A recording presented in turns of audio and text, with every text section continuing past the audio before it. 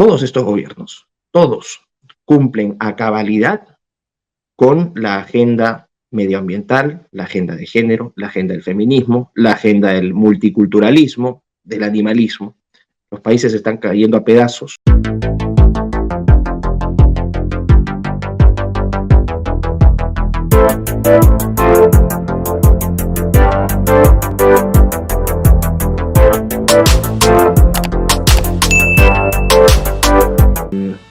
A ver, la Agenda 2030 es una de tantas agendas. O sea, lo primero que yo partiría diciendo es que la gente no se enfoque tanto en este tema de la Agenda 2030 porque es un conjunto de agendas en realidad. Son, vamos a decir, como marcadores temporales para lo que es la reconfiguración de un orden político y económico internacional. Eso es lo más importante, porque aparte de la Agenda 2030 tienes Agenda 2045 que te plantean, por ejemplo, organismos o empresas de la tecnología, ¿no? Es el supuesto punto de la singularidad tecnológica, que es este concepto que plantea el pensador, ingeniero transhumanista Ray Kurzweil. O sea, en realidad eso es lo primero que diría, que la gente no se enfoque tanto en un tema 2030. Ahora, con respecto a la Agenda 2030, ¿no? Es esta Agenda de Naciones Unidas que te establece algunos objetivos, todos orientados a temas de crisis climática, el tema del género. O sea, hay un componente que no se relaciona directamente, por ejemplo, el acceso al agua potable. Es acceso al agua potable, género, medio ambiente. Participación en las actividades económicas, género, medio ambiente.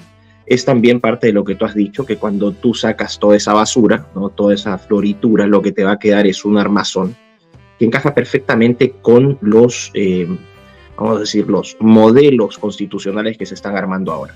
Toda esta situación, y me precio de esto, yo la advertí ya hace 2-3 años, cuando dije abiertamente se está yendo a cambios constitucionales.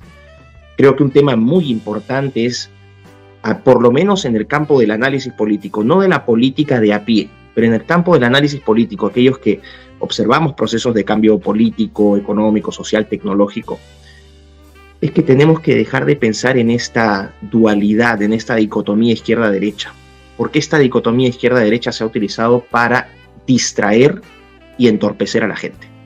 Lo que vemos ahorita es una clase política coludida, salvo excepciones, ¿no? Pero lo que vemos es una clase política coludida de derechas y de izquierdas que al final se terminan beneficiando del status quo.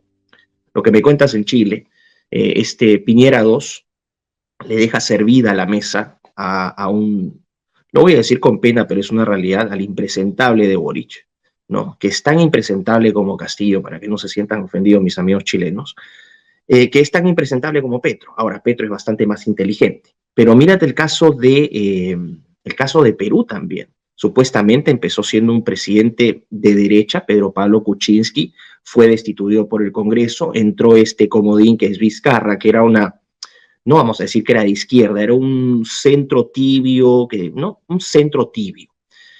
Y después se da paso a este candidato actual que es a este presidente actual que tenemos, que es Castillo. O sea, fíjate el patrón: derecha chilena, zurdo radical, centro aliado, ¿no? Con facciones de derecha en el Perú, zurdo radical.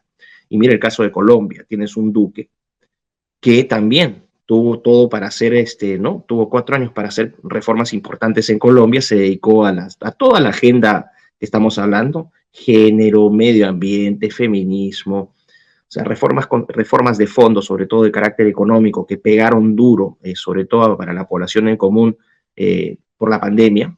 Y este Duque da paso a otro zurdo radical. A mí no se me hace que esto sea una coincidencia. Y me niego a pensar. Parto diciendo, mi posición por default es que desconfío totalmente de los sistemas electorales y de los sistemas políticos de nuestros países. Yo mantengo la idea, la posición de que nuestros sistemas electorales están totalmente corrompidos y que son absolutamente, que no generan ninguna confianza. El problema también es que no están sujetos a escrutinio público, no están sujetos a evaluación, no están sujetos a auditoría. Entonces, literalmente te pueden fabricar las cifras con una tablita de Excel y nadie las va a cuestionar.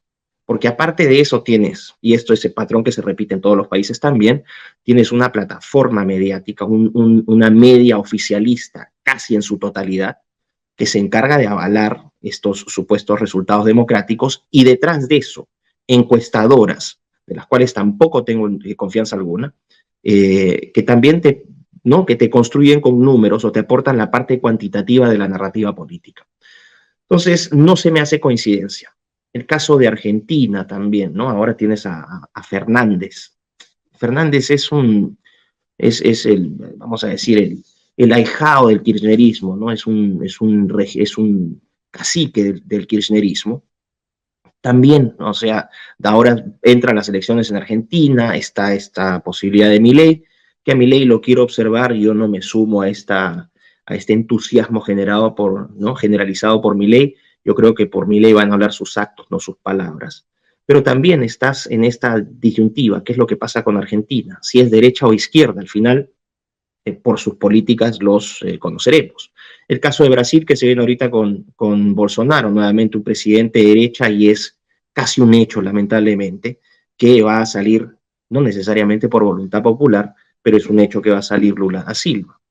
Ya tienes alineado a Venezuela, Ecuador, lo que estás viendo ahorita, un país que se está cayendo a pedazos ahorita con las protestas del indigenismo, mismo patrón que en Chile, mismo patrón que en Perú, mismo patrón que en Bolivia, ¿no? Recurriendo a estos indigenismos radicales para desestabilizar países. ¿Qué va a pasar con Lazo? Probablemente se dé paso también más adelante un presidente de izquierda. O sea, este vuelco hacia la izquierda a mí no me parece tan espontáneo. Pero atándolo a la pregunta inicial de la Agenda 2030, todos estos gobiernos, todos cumplen a cabalidad con la agenda medioambiental, la agenda de género, la agenda del feminismo, la agenda del multiculturalismo, del animalismo. Los países están cayendo a pedazos ahora con la coyuntura internacional, con esta guerra entre Rusia y Ucrania, pretexto perfecto para echarle la culpa a Rusia y decir que gracias a los rusos ha subido el precio del petróleo y gracias a ellos hay inflación, cuando sabemos que veníamos ya de 2 años de pandemia, donde muchos gobiernos literalmente dilapidaron el fisco para dar programas de bonos, de asistencia, pero no programas de generación de empleo, no, bonos, asistencialismo puro, que también es parte de esta agenda, ¿no?